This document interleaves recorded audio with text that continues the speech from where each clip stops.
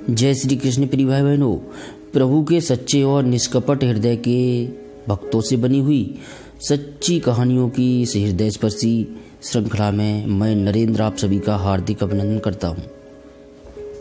प्रभु प्रेम और मृत्यु के बीच के अद्भुत दृष्टांत की यह सच्ची कहानी जो मैं आपको सुनाने जा रहा हूँ, बड़ी ही मार्मिक और हृदय स्पर्शी कहानी है।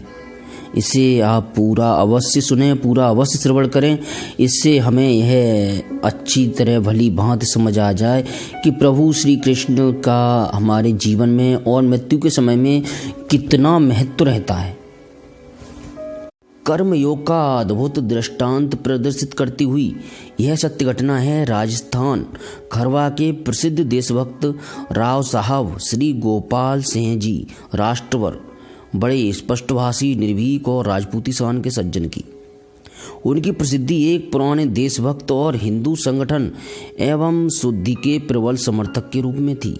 हिंदू महासभा के सभापति पद को भी वे एक बार अलंकित कर चुके थे। अपने सार्वजनिक जीवन के आरंभ में वे भारत धर्म महामंडल के सहायक एवं सदस्य रहे। राजनीति में वे लोकमान्य तिलक के विचार अनुयायी थे। आगे चलकर उन पर आर्य समाज का रंग भी जम गया था।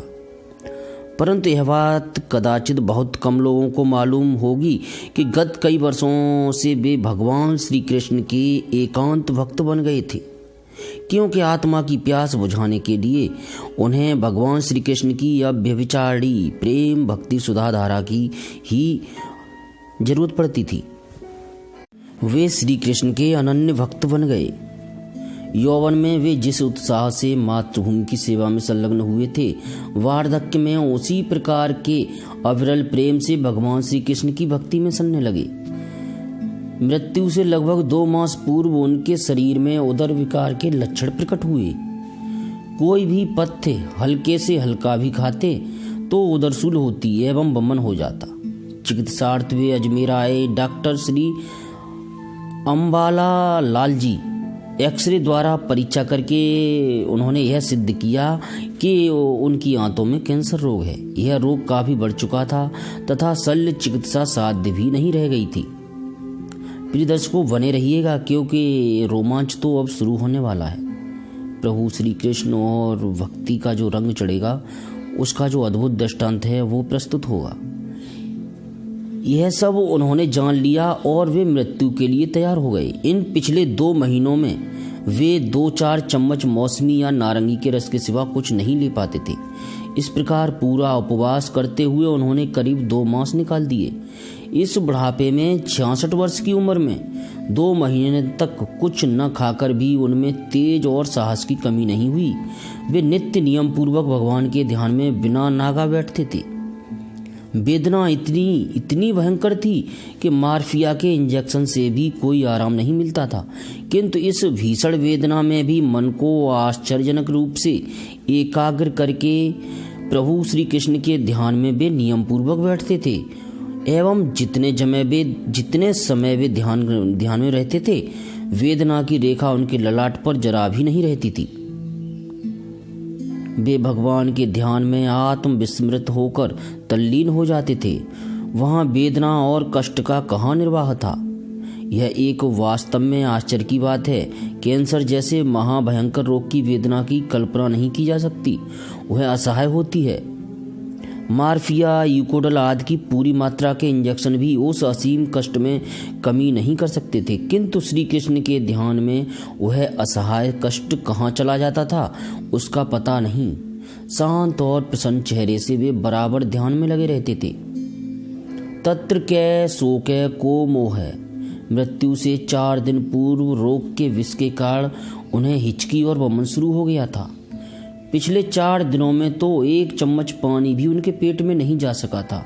किंतु भगवान का ध्यान तब भी नहीं छूटा था।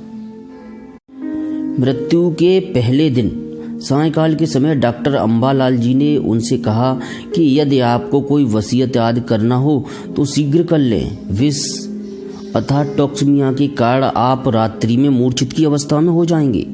यह सुनकर वे बोले, क्या मैं मूर्छित हो जाऊंगा और मूर्छा में ही शरीर छूट जाएगा?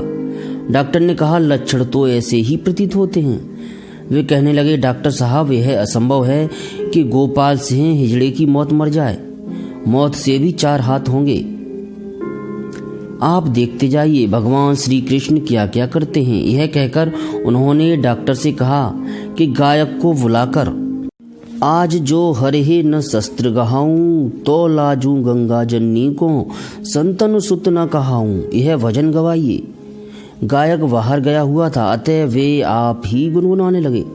डॉक्टर साहब लिखते हैं, मुझे तो उस समय यह कल्पना भी नहीं थी कि वे अपने भक्ति बल से मौत से भी लड़ सकते हैं। मुझे तो सन्निपात का संदेह होने लगा। रात हो चुकी थी। मैं पास के कमरे में सो गया। मेरे आश्चर्य की सीमा नहीं रही जब प्रातःकाल 5 बजे मैं उठा। मैंने उनको ध्यान में बैठे देखा। ध्यान पूरा होने पर वे कहने लगे, डॉक्टर साहब, आज हिचकी बंद है, बमन भी बंद है, दस्त भी स्वतः 1 महीने बाद आज हुआ है। मैं बहुत अच्छा हूँ, हल्का हूँ। मैंने एक डॉक्टर की तरह कहा, ईश्वर करे आप अच्छे हो जाएं। कहने लगे, नहीं, शरीर नहीं रहेगा, किंतु भगवान के भजन में विघ्न न हो, इसीलिए श्री कृष्ण ने स्वयं ही ये बाधाएं दूर कर दी हैं। यह कहकर उन्होंने डॉक्टर साहब को कृष्ण त्वदीय पद पंकज पंजरांते अधेव में विसत मानस राजहंस है, यह श्लोक सुनाने को कहा। डॉक्टर साहब ने उन्हें वह श्लोक सुनाया। उन्होंने अपने सेक्रेटरी से कहकर इसको लिखवा लिया। इंजेक्शन देकर डॉक्टर साहब दवा खाने चले गए। करीब 10 बजे जब वह आए तो देखा कि उनकी नाड़ी जा रही है। उन्होंने कहा, राव साहब, अब करीब आधा घंटा शेष है। राव साहब कहने लगे, नहीं, अभी 5 घंटे शेष हैं, घबराएं नहीं। करीब 1:30 बजे डॉक्टर साहब तो घर चले गए। उनके घर पहुंचते ही मोटर आई, वह तुरंत गए। राव साहब लेटे हुए थे।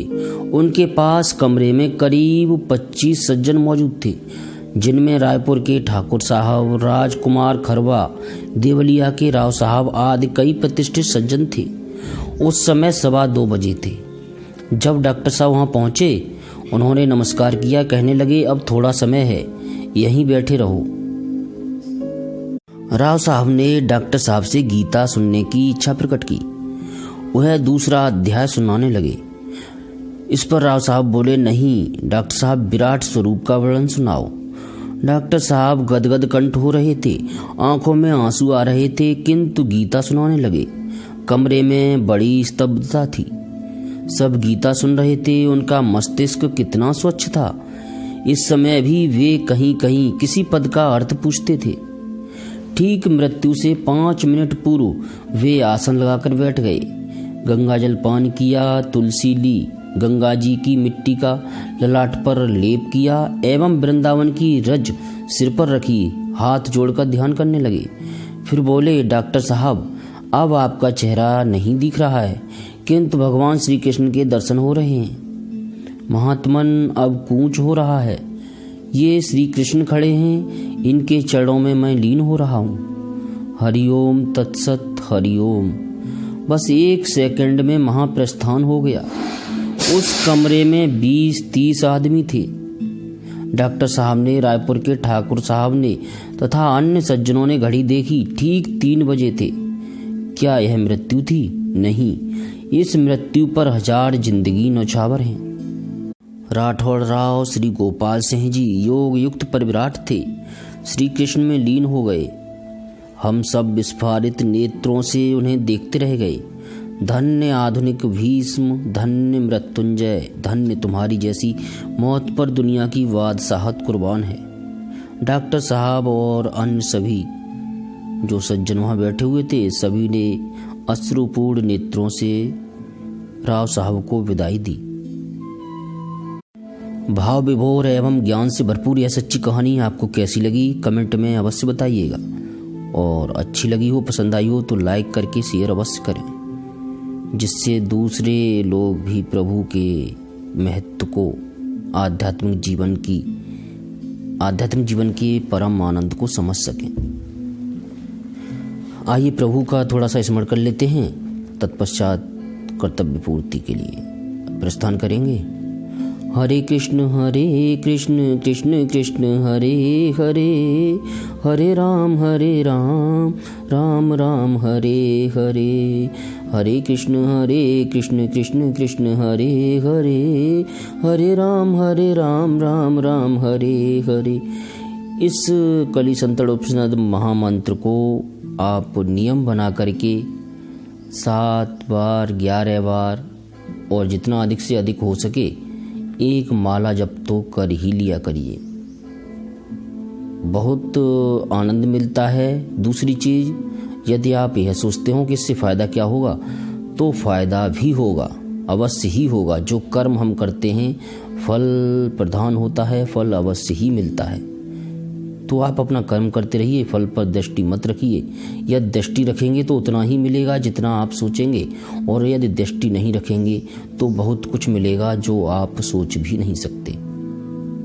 श्री कृष्ण का स्मरण करते रहिए, श्रीमद् भगवद गीता जी को पढ़ते रहिए।